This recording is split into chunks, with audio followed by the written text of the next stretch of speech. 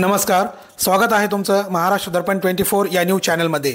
बोरीमध्ये चोरट्यांचा धुमाकूळ, दारू दुकान फोडून 70,000 लंपास, नागरिकांमध्ये भीतीचे वातावरण। बोरी शहरामध्ये चोरट्यांच्या वाढत्या धाडसी कारवाया थांबायचे नाव घेत नाहीत। 23 ऑगस्ट रोजी शनिवारच्या मध्यरात्री चोरट्यांनी देशी दारू दुकान फोडून 2 दिवसांची विक्रीची रक्कम तब्बल 70,000 रुपये लंपास केल्याची धक्कादायक घटना उघडकीस आली आहे। दुकानाचे कर्मचारी भास्कर प्रभू राठोड यांच्या फिर्यादीवरून पोलिसांनी गुन्हा दाखल केला असून सलग दुसऱ्यांदा झालेल्या चोरीमुळे नागरिकांमध्ये भीतीचे वातावरण निर्माण झाले आहे। या घटनेचा तपास सहाय्यक पोलीस निरीक्षक सुनील गोपिनवार यांच्या मार्गदर्शनाखाली सुरू आहे।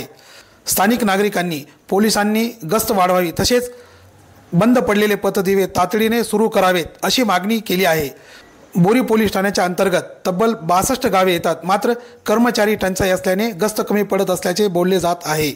या वाढत्या चोरीच्या मालिकेमुळे बोरीमध्ये चड्डी गँग सक्रिय झाली आहे का की दुसरी कोणती तरी टोळी काम करत आहे असा प्रश्न नागरिकांमध्ये उपस्थित होत आहे।